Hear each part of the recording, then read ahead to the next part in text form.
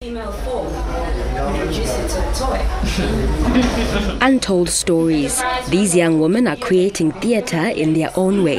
Established in 2016, the project calls for writers to produce monologues or plays and meet in a place where they can share their work and receive feedback.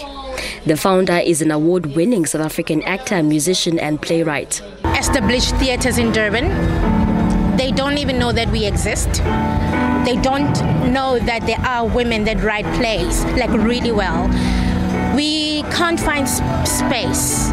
We can't find space where we can show work. And the biggest part is what happens with those plays when they are written? I mean, a writer can write, get feedback, get a great draft, but what happens then? Then we need a theatre, we need a theatre director, a producing house to give us that platform, but we don't have that. Do you know that there are still kids permanently expelled from last year's Fees Must Fall movement? The playwrights who meet here tackle some burning issues. I got inspired for this idea because we're doing like the first major Fees Must Fall movement after the Rose Must Fall, and then it went national. And I was watching my parents' reactions to it, and they were very dismissive and they didn't have the emotional reaction that I had to it.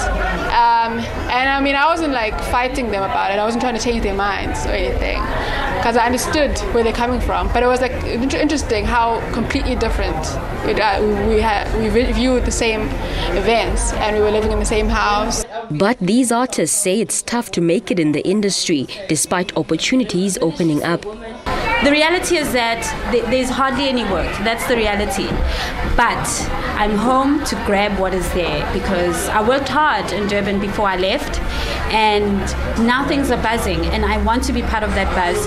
But in order to be part of that buzz as well, we also need to create our own work.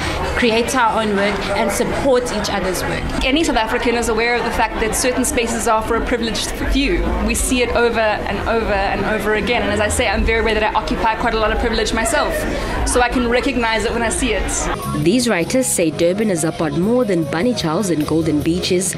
Their creative ideas and words just need a platform to be heard. Cassandra Zungu, SABC News, Durban.